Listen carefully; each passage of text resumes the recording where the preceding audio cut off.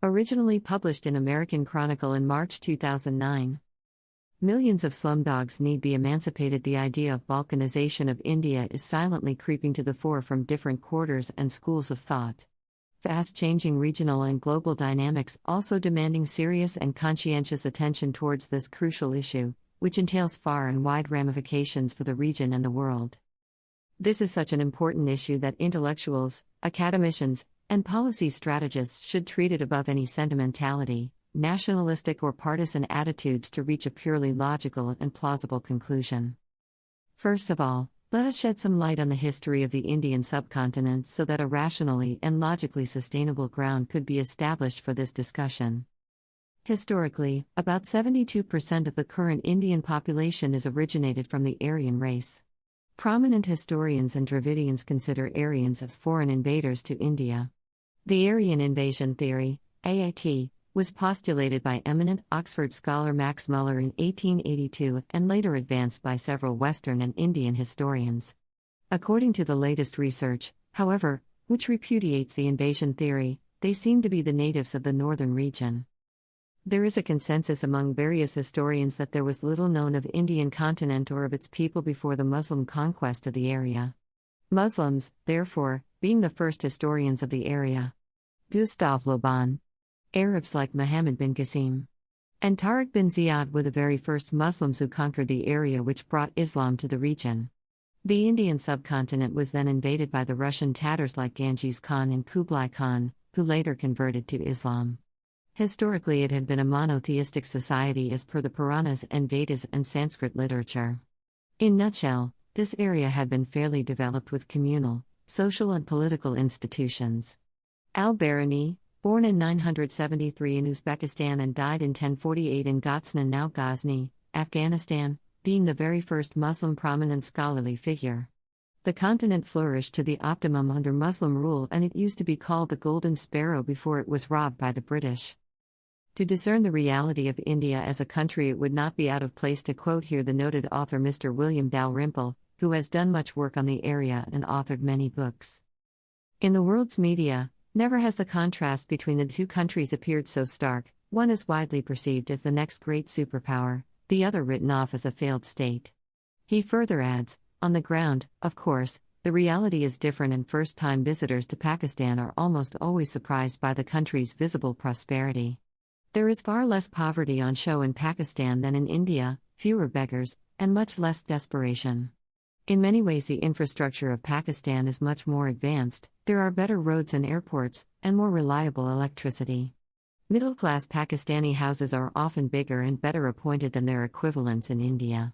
Moreover, the Pakistani economy is undergoing a construction and consumer boom similar to India's, with growth rates of 7%, and what is currently the fastest rising stock market in Asia. Anyone with common sense can see the direction towards which India is headed.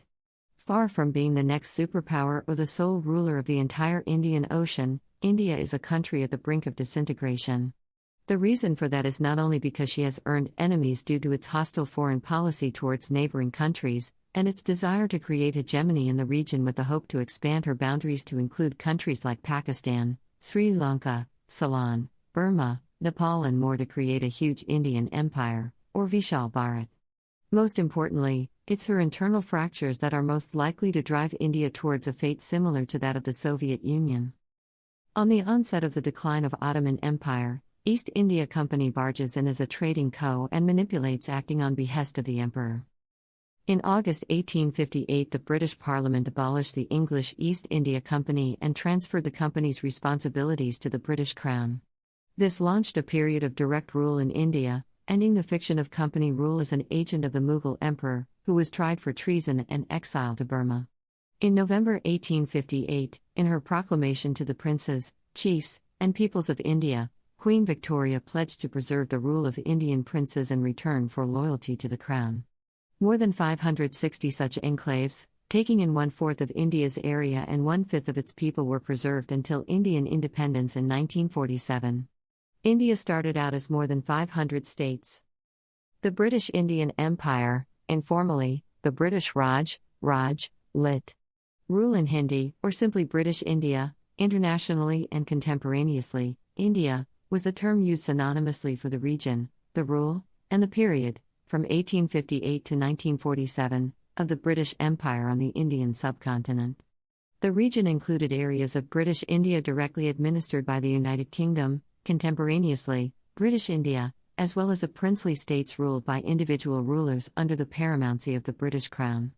The princely states, which had all entered into treaty arrangements with the British Crown, were allowed a degree of local autonomy in exchange for protection and representation in international affairs by Great Britain.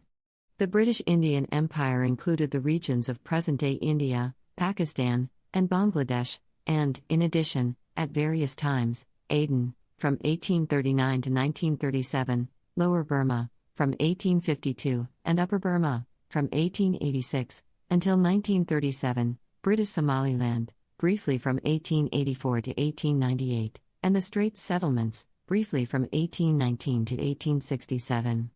The British Indian Empire had some ties with British possessions in the Middle East. The Indian rupee served as the currency in many parts of that region. What is now Iraq was, immediately after World War I, administered by the India Office of the British government. The British Indian Empire is said to have begun in May 1858 when the British exiled Emperor Bahadur Shah Zafar II to Rangoon and then independent Konbaung Burma after executing most of his family, thus formally liquidating the Mughal Empire. At the same time, the British abolished the British East India Company and replaced it with a direct rule under the British Crown. In proclaiming the new direct rule policy to the princes, chiefs, and peoples of India, the Viceroy of India announced in 1858 that the government would honour former treaties with princely states and renounce the doctrine of lapse, whereby the East India Company had annexed territories of rulers who died without male heirs. About 40% of Indian territory and 20 to 25% of the population remained under the control of 562 princes. Internal Indian cavities. India is no more a country than the equator. Winston Churchill. We can easily forgive a child who is afraid of the dark. The real tragedy of life is when men are afraid of the light. Plato. Balkanizing cracks in India. Naxalite insurrection shows severe cavities in India. Why is the press silent about the rebellion in 100 districts of India? This constitutes about 40% of the country. The swathe of land from Nepal all the way down to Andhra Pradesh is under rebel control. The Seven Sisters in the northeast are almost totally out of control of the center, which does not seriously challenge the writ of the local leaders. The central government is weak, corrupt, ineffective and impotent. Kashmir is on fire, as is Assam and Bihar. 250 million Dalits do not feel Indian. The 150 million Muslims have been so mistreated that they are in abject generational penury. It will take more than 3 centuries to pull the poverty-stricken out of destitute living. The media focuses on incredible India, a figment of the imagination of the West. Is India a failed state? The maps show more than 89 insurgencies that are raging in India. The Naxalites have a force of approximately 15,000 cadres spread across 160 districts in the states of Orissa, Chhattisgarh, Jharkhand, Andhra Pradesh, Bihar, Maharashtra, Karnataka, and West Bengal. They operate primarily in the lawless, dense forested areas of India's interior, with some estimates saying Naxalites control approximately 10.03 million hectares, about 25 million acres, of forests nationwide. They also have an active campaign to recruit students and other youths to help spread their left-wing extremism into India's towns and cities. Thus far, however, the Naxalites have not demonstrated the ability to operate in urban areas. Kashmir, 100,000 civilians killed. White widows, 50 million women ostracized from society and incarcerated in temples. East Punjab, brutal suppression of Punjabi insurrection. Thousands killed. Tamil Nadu and Mizoram are in flames seeking independence. Tamil insurrection in Sri Lanka led by Tamils terrorists in India. Bihar, major suppression of Biharis and problems with Bangladesh. West Bengal in communist hands fueling Naxalites. Gujarat, serious Hindu-Muslim riots perpetrated by Mr. Modi. 3,000 burned.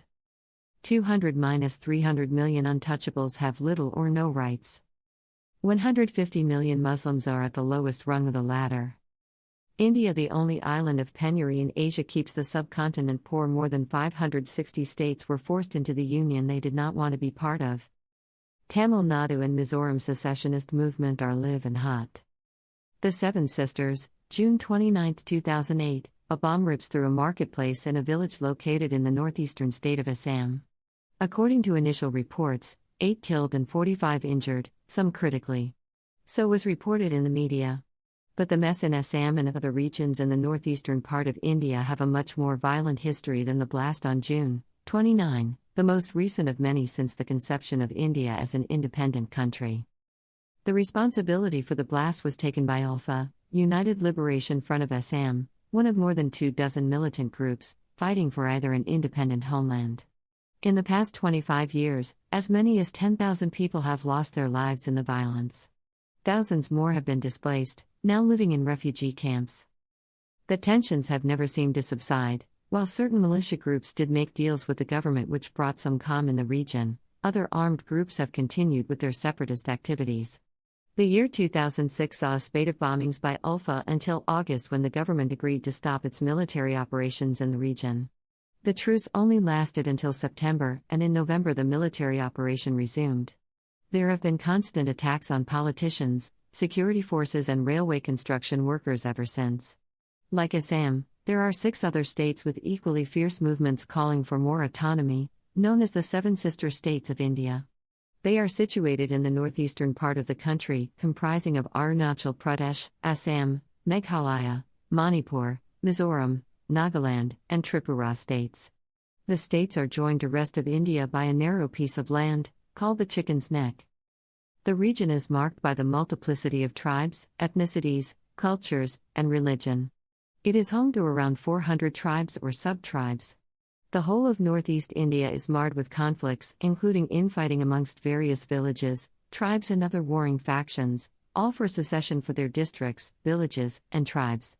Violence is also pitted against migrants from Bangladesh, Myanmar, and Nepal.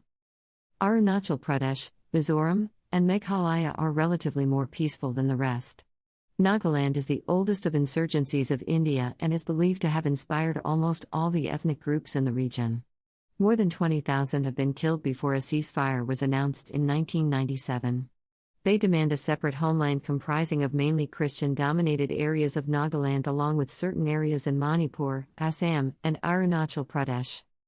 The region is endowed with oil reserves worth billions. A state-owned company, Oil and Natural Gas Corporation, ONGC, was forced out of the area until 2006 when it was allowed back in. The government has been trying to ease tension in the region by striking deals with the rebel groups, but no real breakthrough has been made to ensure long-term peace in the area. Manipur has been fighting for an independent country since 1974. The Indian Army took control of the state in 1980. Lack of education and job opportunities has forced many to join separatist groups. Army has been carrying out operations to tackle the insurgency, but that has only added to the sufferings of the locals. Some 6,000 people have been displaced because of the operations and rebel fighting. The last of the 7 states, Tripura, has been a refuge for many Bengalis after the War of 1971 when Bangladesh was carved by India and USSR out of West Pakistan. The influx of refugees and the building of a fence by the government along the border of Bangladesh have prompted attacks by the 2 major rebel groups, the National Liberation Front of Tripura, NLFT, and the All Tripura Tiger Force, ATTF. With thousands of homeless and harsh living conditions, life is miserable for the local population. The Naxal movement of India was inspired by the revolutionary ideology of Mao Zedong. The movement feeds on a similar philosophy to that of Nepal's. It first originated in the 1960s in a remote area of West Bengal, Naxalbari. Today it has under its influence eastern Maharashtra, Madhya Pradesh, eastern Uttar Pradesh, Chhattisgarh, Jharkhand, West Bengal, and Bihar, popularly known as the Red Corridor. Naxalites, also known as Maoists and Marxist-Leninist revolutionaries, pose a serious ideological threat to the state of India. Earlier this year, Indian Prime Minister Manmohan Singh described the rebels as the single biggest internal security challenge ever faced by our country. The PM had good reasons to grant Naxalites the title of the single biggest internal security challenge ever. They have been involved in ruthless train hijacking, jailbreaks, and murder of local politicians.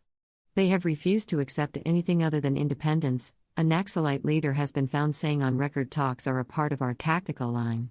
Naxalism is not a problem, it is a solution. With a strong army of 15,000 soldiers, the Naxalites control 1/5 of India's total forests. They have grown into 160 out of 604 administrative districts of India. India's single biggest internal security challenge ever faced, Indian PM on Naxal rebellion. Hinduism, as an extremist dogma. The present form of Hindu religion is basically an evolved, one can also argue distorted, version of the initial monotheistic religion which prevailed here. As the class system progressed, from north-south divide, where northerner seems to be having an edge over their southerner counterparts, the poor were kept from the religious teachings. The recitations and meditations were performed in separated setting, barring the lower class from having access to teachings.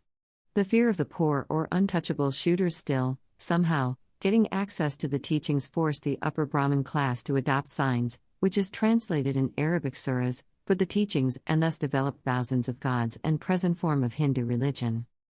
Abraham Lincoln had illustrated the spirit of democracy in the words, "of the people, by the people, and for the people." The authenticity of any country's democratic status is measured against this set criterion. That said, it is not difficult to determine that there is nothing democratic, or even secular for that matter, about India. One of the leading political parties in India is the Bharatiya Janata Party, BJP. The party was in power between 1998 and 2004. It is widely accepted as a radical right-wing political party. Those who share similar radical ideologies with this political party include the nationalist organization which goes by the name of Rashtriya Swayamsevak Sangh, RSS, and Sangh Parivar. Another such political party is the Shiv Sena of Maharashtra headed by Bal Thackeray. What's common between all these political and nationalist outfits is the radical doctrine of Hindutva, which dictates, as mentioned in the Struggle for India's Soul, World Policy Journal, Fall 2002, that India is not only the Hindu fatherland but also their Punyabhumi, their holy land.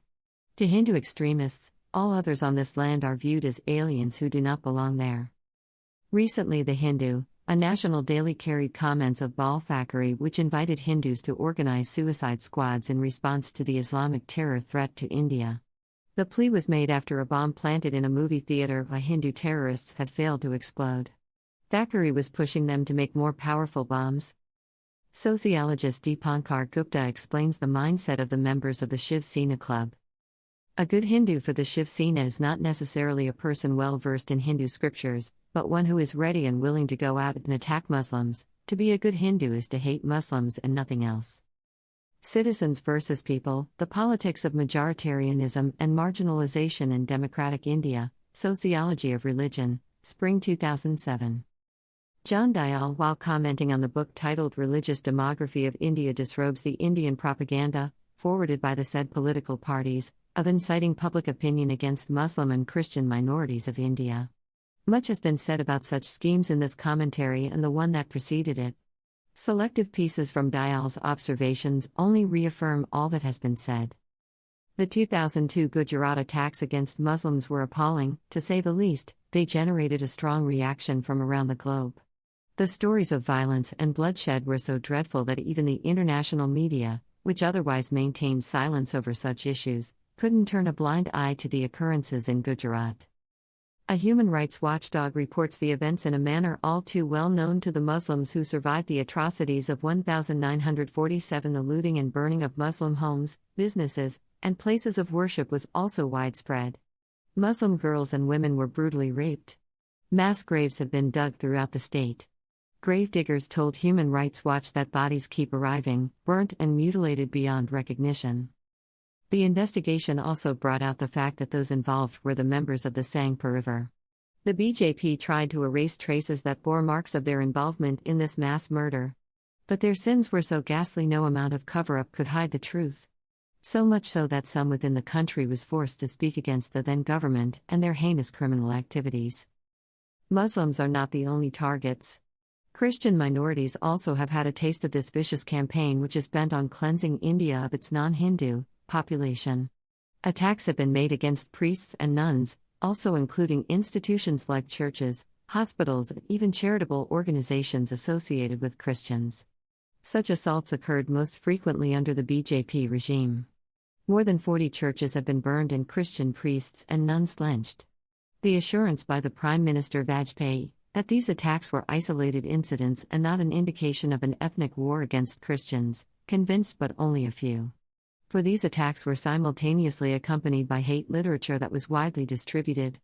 The compilation included not just quotations, which wrongly established Christianity as a religion that encourages violence against non-Christians, but also carried suggestions as to how to harass them. In Tamil Nadu alone, 45 special types of untouchability are practiced by the higher caste Hindus. Translated, in other words, the high-class Hindus deem themselves too high to share their temples, cremation grounds, river bathing points, or even their barbers with Dalits, and when these boundaries are transgressed, the punishment is severe. As quoted in a report prepared for the Washington Post by Emily Wax, Anup Srivastava is a researcher with the People's Vigilance Commission on Human Rights in Varanasi. His job requires him to investigate complaints filed by Dalits about discrimination among neighbors, in schools, at hospitals, and at work. He says, India is not a true democracy. The country is independent. But people aren't. How can there be a democracy when there are still people known as untouchables who face daily discrimination? To cite references from another article authored by an Indian named V.B. Rawat, he protests, all those who talk of great democratic India and non-violent and tolerant Hindu community must address to this issue as to where was it when Dalits were being butchered by the Hindu upper castes. Also, the Hinduism that is being preached these days is, in fact, Varnashram Dharma, a belief in caste hierarchy. And this caste system makes India as world's biggest practicing racist country, worse than the South Africa of the apartheid period. Desperate, most Dalits are forced to convert to other religions, hundreds every year. But now the silence is being broken. The nobodies of India are taking on the government, be it through an interview to a foreign magazine or protest on the streets. They have also found strength in the aphorism majority is an authority. But of all, violence against women is the most brutal practice justified as a religious duty in accordance with the teachings of the Hindu holy scriptures. The Hindu texts sanctify the killing of infant girls, by parents who deem themselves not capable of shouldering the responsibility of having a girl child. The Hindu holy book Bhagavad Gita clearly calls women embodiment of the worst desires and justifies the killing of women. Here is an excerpt from Hindu book which allows the killing of women. Killing of a woman, a Shudra or an atheist is not sinful. A woman is an embodiment of the worst desires, hatred, deceit, jealousy, and bad character. Women should never be given freedom. Bhagavad Gita, Manu 9. 17 and v. 47, 147.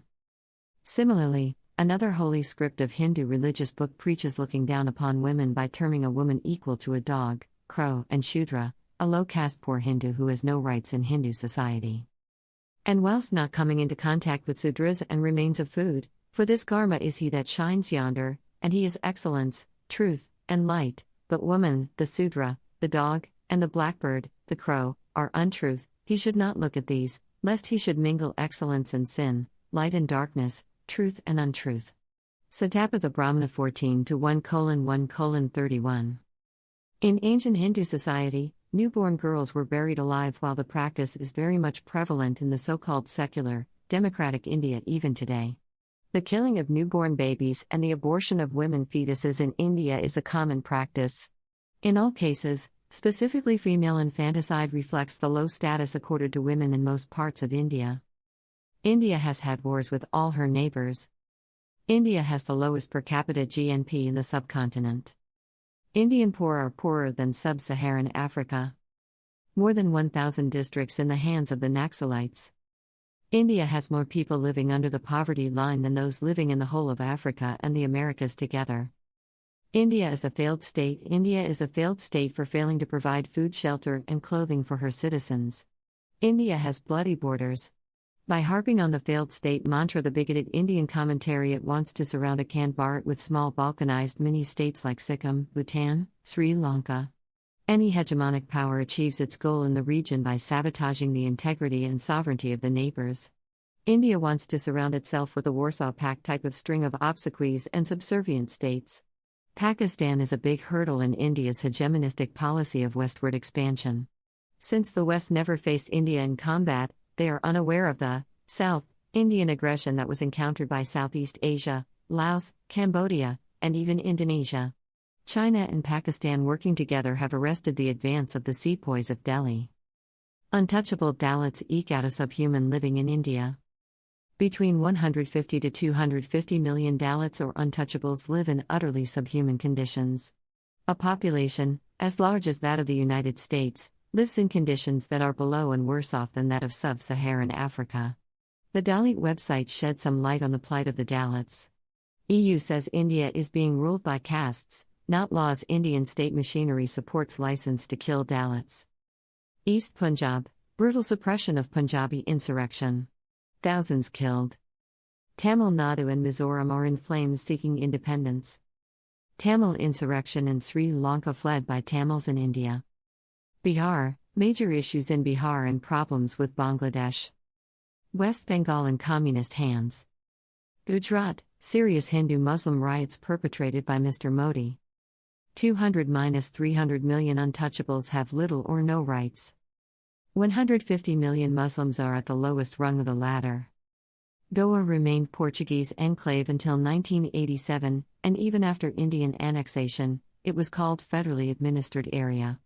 In 1961 a resolution was tabled in the United Nations by USA and UK against the Indian aggression, which was vetoed by USSR. Goans, even while under Indian hegemony, went to referendum and demanded the autonomy, never accepted to be an integral part of India. Economic straits of India. A brief look will abundantly expose the facade of the Indian economy, which will collapse at the first signs of uncertainty or instability. In 2008, its external debts increased to around $221 billion. In 2007, Indian exports stood around $145 billion, while imports were around $217 billion, a deficit of $72 billion in a single year. Its factory output accounts for 27.6% of the GDP and employs 17% of the total workforce. Rest of the workforce is largely dedicated to the agriculture sector. According to a 2008 World Bank report, 75.6% Indians live on less than $2 per day. It suffers from higher rates of malnutrition than sub-Saharan Africa. Over 70% of its population is either illiterate or educated below the primary level. The Indian tourism industry is 1/6 of Las Vegas. Recently, Standard & Poor's announced India risks a downgrade from BBB- rating to the lowest investment grade rating. Clearly, Indians are hardly in a financially sound shape to even contemplate on waging a war. A brief look will abundantly expose the facade of the Indian economy, which will collapse at the first signs of uncertainty or instability. In 2008, its external debts increased to around $221 billion. In 2007, Indian exports stood around $145 billion, while imports were around $217 billion, a deficit of $72 billion in a single year. Its factory output accounts for 27.6% of the GDP and employs 17% of the total workforce. Rest of the workforce is largely dedicated to the agriculture sector. According to a 2008 World Bank report, 75.6% Indians live on less than $2 per day. It suffers from higher rates of malnutrition than sub-Saharan Africa. Over 70% of its population is either illiterate or educated below the primary level. The Indian tourism industry is 1/6 of Las Vegas. Recently, Standard & Poor's announced India's risk rating by a downgrade from BBB- rating to the lowest investment grade. Clearly, Indians are hardly in a financially tenable situation to even contemplate waging a war. Sudra Holocaust, genocide of 1 million Dalits in India since 1947. About 3 million Dalit women have been raped and around 1 million Dalits killed from the time of independence. This is 25 times more than the number of soldiers killed during the wars fought after independence. That is why Dalits do not need Aryan culture or Hindu dharma based on caste anymore. Dr. Tulsiram. India, more than 75% live below sub-Saharan poverty line. India, 3,500 years of massacres of Dalit Sudra blacks by Arya Brahmins eat rats. Indian officials ask starving Indians to eat rodents. BBC, Indian girl infanticide, female feticide, 1 million girls killed before or after birth per year. Mr. Parag Khanna says that India has missed the boat of becoming a world power soon, and China has left the penury-stricken island of poverty in Asia, Bharat, in the dust. India is the poorest country in Asia and in terms of GNP, the poorest in South Asia. More than 150 million Dalits live as abject destituteness. India has poorer than sub-Saharan Africa and the Americas together. It will take more than 3 centuries to pull these poor out of subhuman existence. Minorities. About 20%, or 200 million, are religious minorities. Muslims constitutes 138 million or 13.45%, Christians 24 million or 2.3%, Sikhs 19 million or 2%, Buddhists 8 million or 0.8%, and Jains 4 million or 0.4%. Others numbered 6.6 million or 0.6%. According to Mr. Tahir Mahmood, an Indian Muslim journalist, the 2.3% Christians in the Indian population cater to 20% of all primary education in India, 10% of all the literacy and community health care, 25% of all existing care of destitute and orphans, 30% of all the handicapped, lepers and AIDS patients, etc. Discrimination against minority Muslims.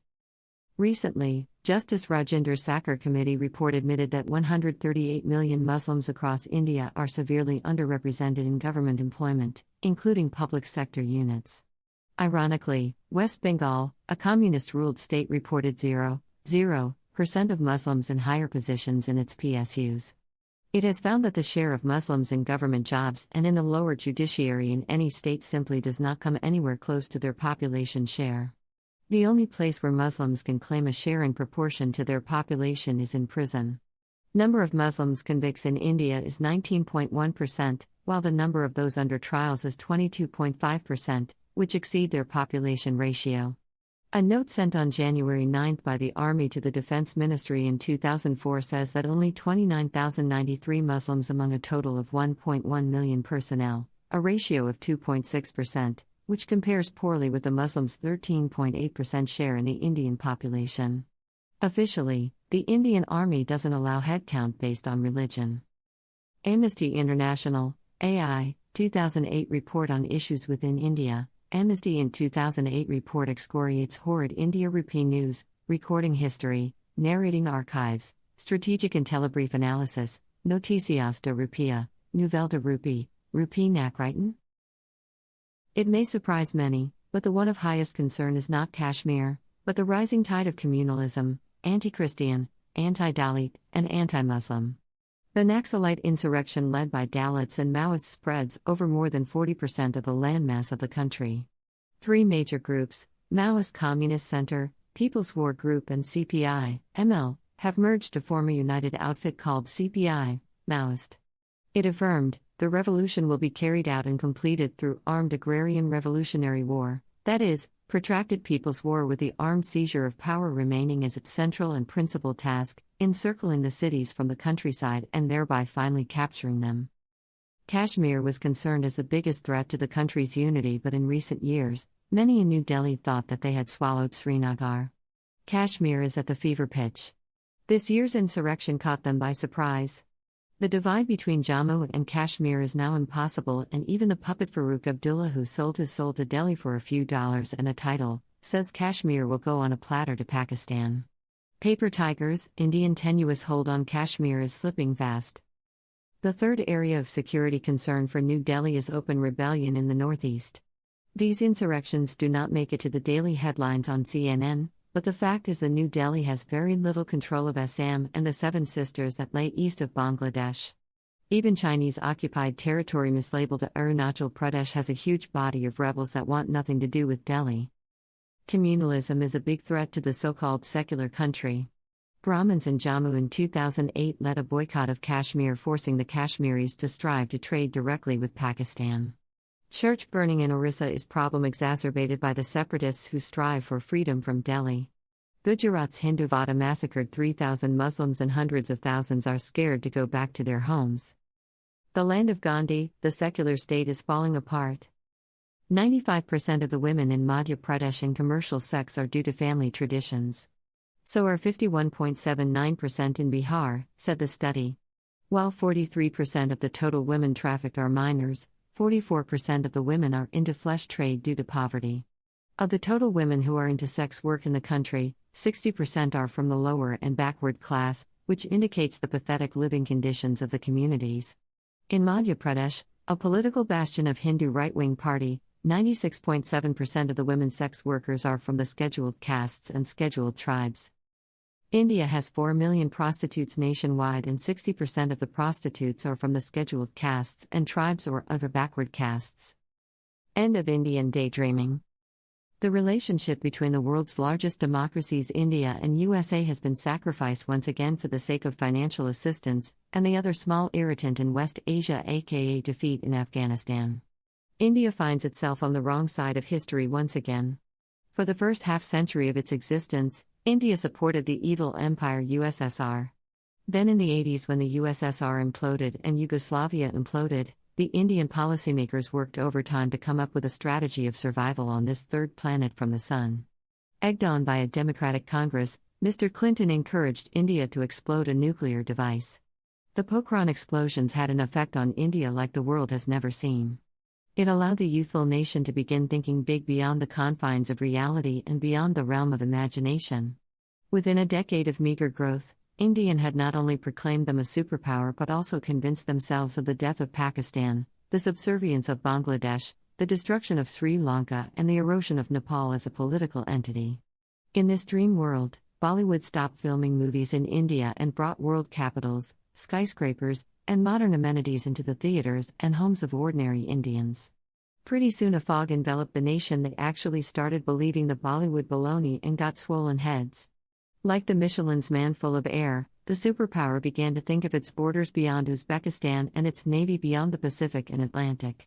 Obama has taken a page from Richard Nixon's policy of developing relations with China at the cost of India. India's faltering $41 billion IT economy cannot salvage a lot of the poor. While a triumphalist media discusses the growth of the Indian middle class, the reality of India's penury-stricken population is very different. The higher the number, the worse off the country. India ranks below Cambodia and Burkina Faso in terms of hunger. It is slightly better off than Haiti, Zimbabwe, and Bangladesh. Pakistan's fares much better and is not listed on this chart. Cuba has taken care of its population and eliminated malnutrition, hunger, and child mortality. It has done more with less and is the example that needs to be followed. Cuba produces more doctors for less and offers free medical education to citizens of the world. 1,000 Cuban doctors served in Cold Azad Kashmir and helped the victims of the earthquake. India scored worse than nearly 25 sub-Saharan African countries and all of South Asia, except Bangladesh, the report says. When Indian states are compared to countries in the Global Hunger Index, the central Indian state of Madhya Pradesh ranks between Ethiopia and Chad, it says. India is long known to have some of the highest rates of child malnutrition and mortality in under 5s in the world. According to the Indian government statistics 2 years ago, around 60% of more than 10 million children in the state were malnourished, International Food Policy Research Institute, IFPRI, along with Welt Hunger Life and the University of California. 2009 is perhaps the time when China finally has started to speak softly, though may have prevaricated its real intentions in pious homilies. Now the Chinese have spoken softly on Afghanistan, asking Ms. Clinton 4 things. Stop destabilizing Pakistan. Resolve Kashmir. Stop the war in Afghanistan and work with Russia. These few requests made at a time when Ms. Clinton was visiting China asking for huge favors from Beijing have a very strong effect on world affairs. Of course, the US cannot refuse its banker. Obama's China policy renders obsolete the Indian strategic calculus built around the U.S. containment strategy. Hardly 2 to 3 years ago, the Bush administration encouraged India to put faith in a quadrilateral alliance of Asian democracies, the U.S., Japan, Australia, and India, that would strive to set the rules for China's behavior in the region. According to reports, State Department officials had originally proposed that India is included in the itinerary of Clinton's current first official tour abroad, but she struck it out. As things stand, Clinton meant every word of what she wrote last year in her Foreign Affairs article that our U.S. relationship with China will be the most important bilateral relationship in the world in this century. Asia Times. India grapples with the Obama era by M.K. Bhadrakumar. M.K. Bhadrakumar was a career diplomat in the Indian Foreign Service. The U.S. cannot ignore the Chinese. The battle between the dragon and the elephant has come to head. There is a tectonic shift in international relations. China has woken up and for the first time in a couple of centuries can dictate terms. Khrushchev is probably sitting up in his grave to take notice. He once said, "We will bury you." Karl Marx predicted that capitalism would be sent to the dustbin of history. Mao Zedong called the US a paper tiger. The British once said, referring to China with the prodigious warning, "Don't wake the sleeping giant." Well, according to the signal, the red dragon in Beijing has woken. Those who thought that communism was dead and capitalism is kicking butt take a look at four cities: Beijing, Moscow, New York, and London. There is a celebration in two and malaise in two. The world takes note. Dennis Blair, the newly appointed Director of National Intelligence, in his testimony before the U.S. Senate Intelligence Committee on January 22, struck a fine balance when he said, "While the United States must understand China's military buildup, its extent, its technological sophistication, and its vulnerabilities, in order to offset it, the intelligence community also needs to support policymakers who are looking for opportunities to work with Chinese leaders who believe that Asia is big enough for both of us and can be an Asia in which both countries can benefit as well as contribute to the common good." However, this is precisely where a serious problem arises for India. In the Indian perception, South Asia and the Indian Ocean just aren't big enough for India and China. Asia Times. The possible federation or unity, which possibly could be envisioned, is between Pakistan, Afghanistan, mainly Muslims concentrated areas, up to Delhi. Bengal merged with Bangladesh, which would quell the insurgencies in the area. Balkanization would settle the Kashmir's independence issue for good. Smaller independent states thus emerged shall be safer in the absence of Indian state bullying them. There could also develop a bloc of the Muslim states on the pattern of the European Union. There is a sheer abundance of facts and figures which justify the Balkanization of India for a better world and emancipation of about 1/5 of the people of the world, with a huge dividend for the West also in terms of its security and prosperity. https://shakir2.wordpress.com/2019/08/07/insatiably-expansionist-India/ https://shakir2.wordpress.com/2019/09/23/Mikhail Gorbachev of India/ https://shakir2.wordpress.com/2018/12/03/ reposing Hindu identity in Requiem Mass/